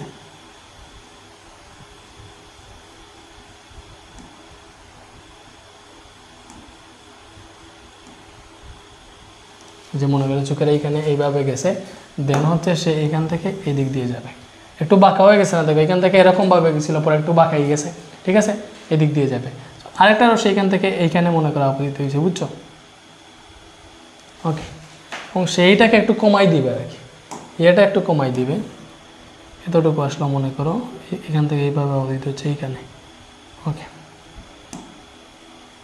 ওকে, এইবার হচ্ছে এইখান থেকে আরেকটা রশ্মি এই যে একটু বাঁকাভাবে যাবে আর কি, ঠিক আছে, এবং ওই দুইটা এখানে গিয়ে মিলিত হয়েছে, মনে করো এই যে ঠিকঠাক পয়েন্ট আই বিন্দু দিয়ে মিলিত হবে। সেখানে কি হয়েছে, এইখানে এই লেন্সটা চোখকে হচ্ছে এমনভাবে দেখাইছে, দেখো চোখকে এমনভাবে দেখাইছে, কীভাবে দেখাইছে? আমি যদি এইগুলাকে একটু ঠিকঠাক মতো মিলিত করি, দেখো এটাকে যদি আমি ঠিকভাবে মিলিত করি, এটাকে সোজাভাবে করে দেখি, তাইলে দেখো ওই যে এরকমভাবে, এরকম হয় না জিনিসটা, আমি সোজা করে দেখতেছি আর কি, এটাকে আমি সোজা এটার মতো করে দেখতেছি, সোজা করে, তাইলে দেখা যাইতেছে যে পেছন থেকে আসতেছে আর কি, বুঝতেছো? ওকে, সেমভাবে এটাকেও সোজা করে দেখো, কি মনে হইতেছে? পেছন থেকে আসতেছে না? রশ্মিগুলো পেছন থেকে আসতেছে মনে হচ্ছে, মানে এইগুলা, এই লেন্সটা চোখকে এমনভাবে দেখাইছে এই জিনিসটা, যে বস্তুটা ও বিন্দু থেকে আসছে না, বরং এইখান থেকে আসতেছে।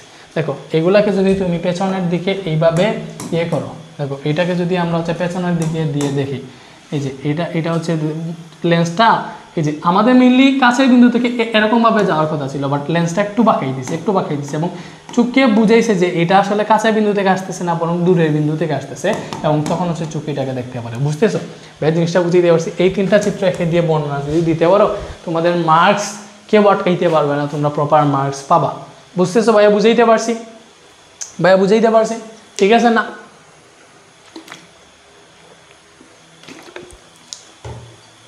চিত্রগুলো সুন্দর হয়েছে মোটামুটি, একটু সময় লাগছে আর কি, অনেক সময় নষ্ট হয়ে গেছে, বাট ঠিকঠাক হয়েছে। এবার হচ্ছে আমরা নেক্সটগুলোতে যাই। ওকে, এইটাতে দেখো কি বলছে, দৃশ্যকল্প এক আলোকে বর্তনীর মূল প্রবাহ, দৃশ্যকল্প এক হচ্ছে এইটার আলোকে আমরা বর্তনীর মূল প্রবাহ মানে হচ্ছে আই বের করবো, আই ইকুয়াল হচ্ছে বি/আর, সেক্ষেত্রে আর মানে তুল্য রোধ বের করা লাগবে, ইজি ব্যাপার সেবার। সো আমরা কী করবো, এটাকে কপি করে নিয়ে আসবো। আচ্ছা দেখাই তোমাদেরকে, এটা এইভাবে কপি করা যায় না,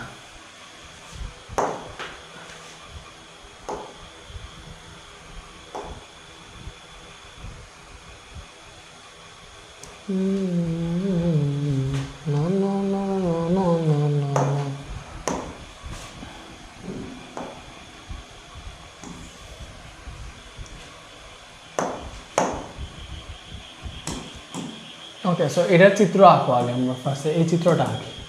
দেখো এখানে এরকমভাবে আছে,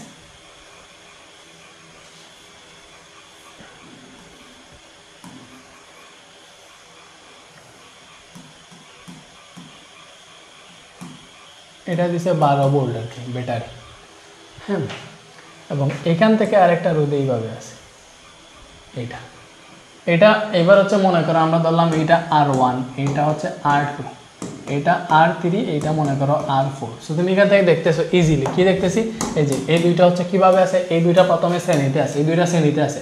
দুইটা তুল্য রোধ বের করলে ওই দুইটা সমান্তরালে হবে, এবং ওই দুইটা সমান্তরালে হয়ে গেলে ওইটার সাথে ওইটা আবার শ্রেণীতে, ঠিক আছে, এরকম কাহিনী হয়ে যাবে। ফার্স্টে হচ্ছে আমরা এখান থেকে যেটা দেখতে পাইতেছি স্বাভাবিক চোখে যে R1 ও R2 কিসে আছে, শ্রেণীতে আছে। জলদি কর, R1 ও R2 শ্রেণীতে আছে, R1 ও R2 শ্রেণী সমবায়ে যুক্ত বা শ্রেণীতে আছে। এগুলো যদি শ্রেণীতে থাকে তাহলে তুল্য রোধ হবে RS, ঠিক আছে। শ্রেণীতে থাকলে R1 + R2 যোগ হয়, এগুলো তো বারবার করে দিচ্ছি তোমরা জানো।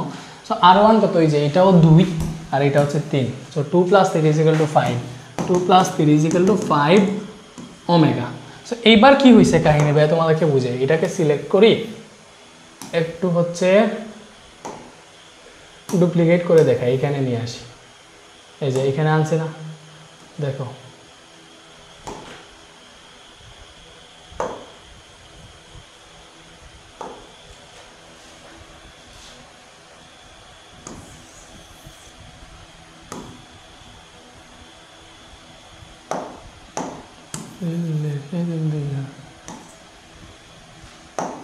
এই যে এবার এই দুইটা তুল্য রোধ ভাইয়া বের করে ফেলছে, ঠিক আছে। সো এই দুইটা তুল্য রোধ ভাইয়া বের করে ফেলছি, সো এই দুইটা ভাইয়া মুছে ফেলতেছি, দেখছো, তুল্য রোধ বের করে ফেলছি। ওকে, এই দুইটা তুল্য রোধ বের করে ফেলছি, তার মানে দুইটা রোধ এবার একটা হয়ে গেছে, বুঝছো, একটা হয়ে গেছে, মনে করো এরকমই হয়েছে, যেরকমই হোক আর কি। সো এবার এই দুইটা কিসে আছে, সমান্তরালে আছে না, দুইটার প্রান্ত কিন্তু একই, বুঝতেছো। এইখানে ধরো আর এইখানে ধরো, এটা তো এখানে যাইতেছে, এটা তো এখানে আসতেছে, এটা এখানে যাইতেছে, এটা এখানে যাইতে হবে, তার মানে এই দুইটা হচ্ছে সমান্তরাল। এটা কি, এটা হচ্ছে RS, এই RS যেটা বের করছি এটা, এবং এটা হচ্ছে R4। তার মানে এটা আমরা বুঝলাম যে আমাদের RS ও R4 পরস্পর সমান্তরালে আছে। কেমনে আছে, সমান্তরালে বাইরে যাচ্ছে, এখানে বোঝানোর জন্য বাইরে লিখতেছি। তার মানে এখান থেকে হবে 1/RP = 1/RS + 1/R4। সো লিখো জাস্ট 1/RS কত, RS 5, R4 কত, R4 4 দিয়ে দিছে। সো এটা যদি কাউন্ট করো ডিরেক্ট এখান থেকে লিখতে পারো, বুঝতেছো।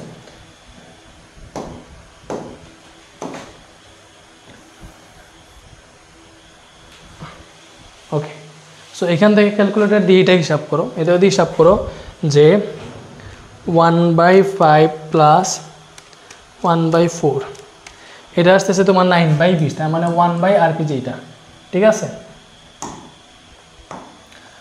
1/RP তুমি এখান থেকে পাইতেছো হচ্ছে 9/20। সেখান থেকে তোমার RP আসবে এটার উল্টা আর কি, 20/9, বুঝতেছো, এটা আসতেছে এত ওহম। এবার এই RP মানে এই তিনটা রোধ এইটার সাথে কিসে আছে, শ্রেণীতে আছে, এটার সাথে শ্রেণীতে আছে।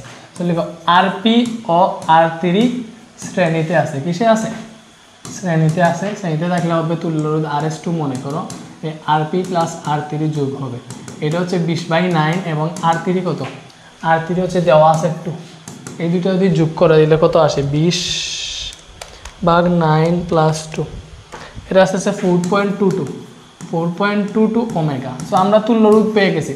অতএব আমাদের তড়িৎ প্রবাহ বের করবো, বর্তনীর মূল প্রবাহ I = কি ভাই, B/R।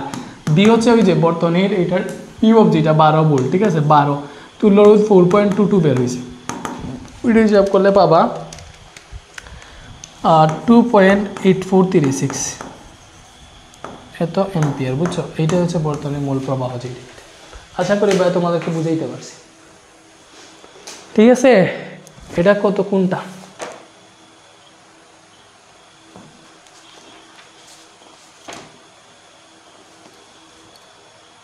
$2.84 এম্পিয়ার, এই যে এখানে হয়েছে, বুঝছো। আশা করি এটা আমরা বুঝছি। সো বুঝলে এবার নেক্সটটাতে এটা শেষ নাকি।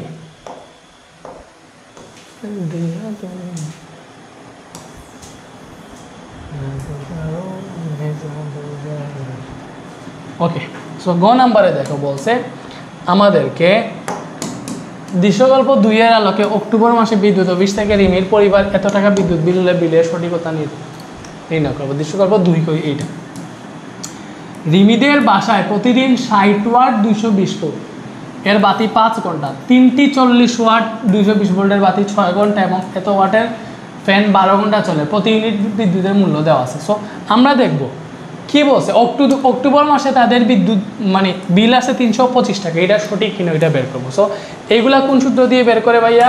আমরা জানি P = W/T, এটাই তো সূত্র মেইনলি ক্ষমতা, তাহলে P = mg সরি আমরা বের করবো, ঠিক আছে, সরি এটা তো ক্ষমতার সূত্র, বাট আমরা বের করবো হচ্ছে ইউনিট মানে ব্যয়িত শক্তি কত।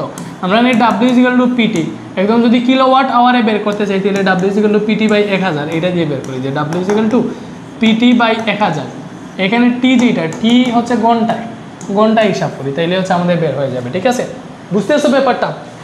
তো আমরা কি করবো ভাইয়া, আমরা দেখবো তার হচ্ছে বিল কত টাকা আসছে এইটাই, ঠিক আছে। কোন মাসে? অক্টোবর মাসে। সো গ নাম্বারে দেখো অক্টোবর মাসে কত দিন? অক্টোবর মাসে কত দিন হচ্ছে তোমার টাইম হচ্ছে দেখো 31 ইন্টু 31 দিন আর কি। অক্টোবর মাস মানে কত দিন?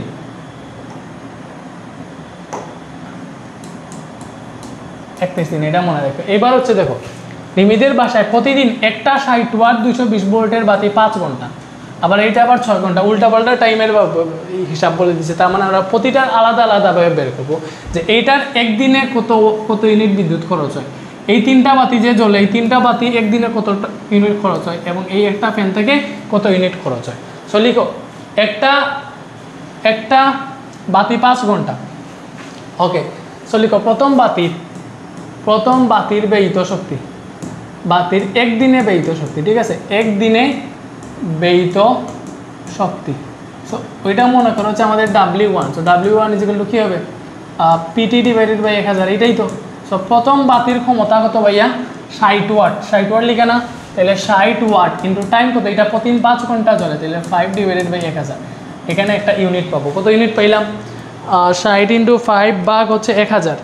সো এইটা আসতেছে ভাইয়া আমাদের 0.3 কিলোওয়াট আওয়ার অথবা ইউনিট লিখতে পারো ডিরেক্ট, ঠিক আছে, যেহেতু আমরা এখানে প্রতি ইউনিট বিদ্যুতের মূল্য দেওয়া আছে। সো এখানে টাকা পয়সার হিসাব ইউনিট দিয়েই করো। তো দ্বিতীয় বাতির ক্ষমতা W2 হলে এটা হবে PT/1000। তো দ্বিতীয় বাতির ক্ষমতা কত লিখা আছে দেখো 40 ওয়াট, ঠিক আছে। 40 ওয়াটের বাতি আছে এখানে 3টা, ওটা আছে বাতি 3টা, তাইলে 3টা বাতি আছে 40 ওয়াটের, ঠিক আছে। এটা আমি ডিরেক্ট এখানে লিখে ফেললাম। টাইম প্রতিটা 6 ঘন্টা করে জ্বলে, নিচে হচ্ছে 1000, ঠিক আছে। এটা হিসাব করো 3 × 40 × 6 ভাগ 1000, ঠিক আছে। এটা আসতেছে প্রায় হচ্ছে 0.72 ইউনিট, ঠিক আছে। এবং একটা ফ্যান হচ্ছে 80 ওয়াটের 12 ঘন্টা চলে, একটা 80 ওয়াটের ফ্যান 12 ঘন্টা চলে, তাহলে এটার জন্য মনে করো W3 এটা যদি PT/1000 হয়, ঠিক আছে। আমি আর কোনো কিছু লিখতেছি না, তোমরা বুঝতেছো। 80 ওয়াট প্রতিদিন চলে 12 ঘন্টা, হিসাব করো 80 × 2 ভাগ এটা 80 × 12 রে 12 ঘন্টা। এটা আসতেছে 0.96, ঠিক আছে, 96 ইউনিট। সো টোটাল কত ইউনিট হয়েছে দেখো, টোটাল একদিনে টোটাল কত? W সমান মনে করো W1 + W2 + W3, সবগুলো মিলে টোটাল কত ইউনিট খরচ হয়েছে একদিনে? 0.3 0.72 0.96 0.3 0.72 + 0.96, বুঝছো? ওকে, তাহলে এগুলো যোগ করো 0.3 + 0.72 + 0.96, এটা আসতেছে আমাদের হচ্ছে 1.98 ইউনিট। এটা কত দিন আসলো? এটা হচ্ছে একদিনের, তাহলে হতে হবে 31 দিনে। 31 দিনে কত হবে, কত ইউনিট হবে? 31 × এটা, বুঝতেছো? টোটাল অক্টোবর মাসে আর কি 98, এটা আনসার × 31 করলে আসে 61.38 ইউনিট। তাইলে এখানে টোটাল বিল কত আসবে? দেখো 1 ইউনিট 5.30 টাকা, এখানে 61 পয়েন্ট সামথিং ইউনিট আছে।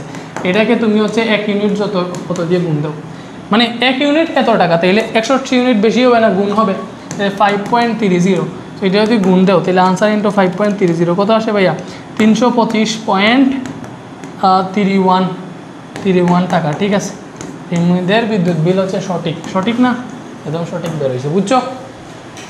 ওকে, সো এটা যদি বুঝে দেখো আর লিখবে আমাদের একটা শেষ করেই হচ্ছে আমাদের এই সিলেট বোর্ড সমাধান করা শেষ হয়ে যাবে আল্লাহর রহমতে। দেন হচ্ছে সময় পাইলে আর একটা রেকর্ড করবো হয়তো ইনশাআল্লাহ।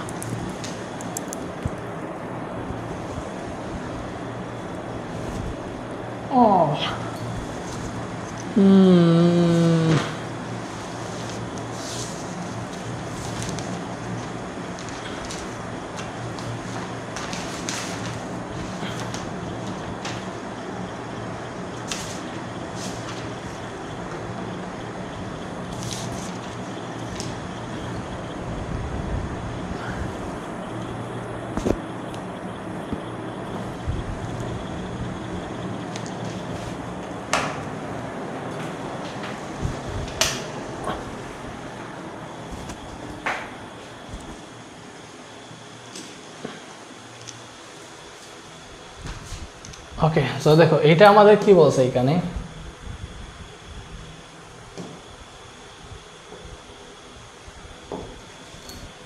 দেখো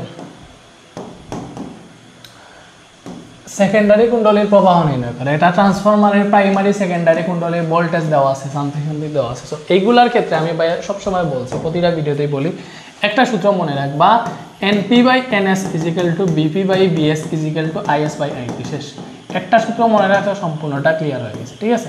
এই যে পাক সংখ্যা ভোল্টেজ এগুলো সমানুপাতিক, শুধুমাত্র তড়িৎ প্রবাহ উল্টা। দেখো NP উপরে হইলে BP উপরে, ঠিক আছে, NS নিচে হইলে BS নিচে, বাট তড়িৎ প্রবাহের ক্ষেত্রে NP উপরে হলে IS উপরে, IP নিচে, ঠিক আছে।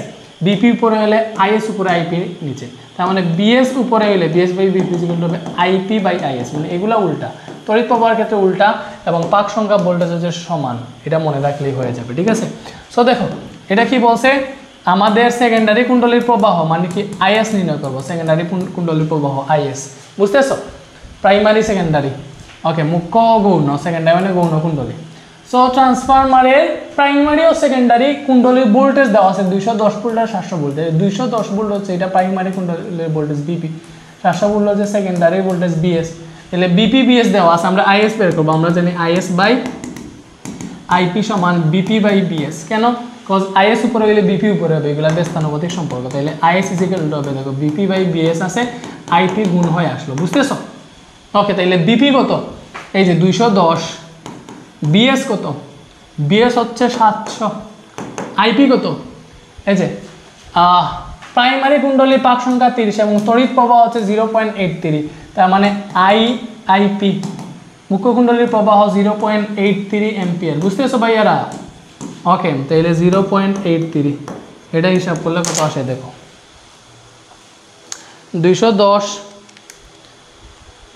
210 ডিভাইডেড বাই 700 ইন্টু 0.83, এটা আসতেছে আমাদের 0.249 এত অ্যাম্পিয়ার, ঠিক আছে। IS আমরা পেয়ে গেলাম, বুঝছো? ওকে, সো এটা আমরা আশা করি বুঝছি। এবারে দেখো গ নাম্বারটা, ট্রান্সফরমারটির কোন ধরনের, কোন ধরনের বলতে ট্রান্সফরমার দুই ধরনের আছে, একটা হচ্ছে আরোহী, ঠিক আছে, আরোহী ট্রান্সফরমার, আর একটা হচ্ছে কি ভাইয়া আরোহী, আর একটা হচ্ছে মানে আরোহী দিতে লিখে, একটা হচ্ছে স্টেপ আপ ট্রান্সফরমার, আর একটা হচ্ছে স্টেপ ডাউন ট্রান্সফরমার, বুঝছো? তো কোনটা কি? স্টেপ আপ ট্রান্সফরমার যেটা, এটা হচ্ছে মুখ্য কুণ্ডলী থেকে গৌণ কুণ্ডলীর ভোল্টেজ বেশি হয়ে যায়, ঠিক আছে, বা মুখ্য কুণ্ডলীর পাক সংখ্যা থেকে গৌণ কুণ্ডলীর পাক সংখ্যা বেশি হয়। স্টেপ ডাউন কোনটা? মুখ্য কুণ্ডলীর ভোল্টেজ গৌণ কুণ্ডলীর থেকে বেশি, মুখ্য কুণ্ডলীর পাক সংখ্যা গৌণ কুণ্ডলীর থেকে বেশি, এটা হচ্ছে স্টেপ ডাউন, বুঝেই দিয়ে পারছি? ওকে, সো মেইনলি আমরা হচ্ছে এই যে BP/BS অথবা NS/NP এগুলা বের করবো আর কি, এগুলা বের করলে আমরা বুঝে ফেলবো। এখানে যেহেতু হচ্ছে BP/BS দেওয়া আছে ডিরেক্ট, সেগুলো দিয়ে না করে আমরা হচ্ছে NP/NS দিয়ে করি, মানে মেইনলি হচ্ছে যেইটার গৌণকুণ্ডলীর প্রবাহ গৌণকুণ্ডলীর পাক সংখ্যা যদি মুখ্য কুণ্ডলী থেকে বেশি হয়, গৌণকুণ্ডলীর পাক বেশি হইলে এটা স্টেপ আপ, মানে গৌণকুণ্ডলীর পাক বেশি হইলে ভোল্টেজ বেশি হবে। কারণ আমরা যে দেখছি যে NP/NS = BP/BS এরকম হয়, মানে হচ্ছে পাক সংখ্যা ভোল্টেজের সমানুপাতিক, পাক সংখ্যা ভোল্টেজের সমানুপাতিক। তাহলে গৌণকুণ্ডলীর পাক সংখ্যা যদি বেশি হয় অবশ্যই হচ্ছে আমাদের গৌণকুণ্ডলীর ভোল্টেজও বেশি হবে। তার মানে ভোল্টেজ বেশি হওয়া মানে কি স্টেপ আপ হয়েছে, ভোল্টেজ বেশি হয়েছে স্টেপ আপ, ভোল্টেজ কমলে স্টেপ ডাউন, ঠিক আছে। ওইগুলো তো এমনি শেষ হয় না, এগুলো তো এখানেই করি এটা কি কাজ করতেছে না রে?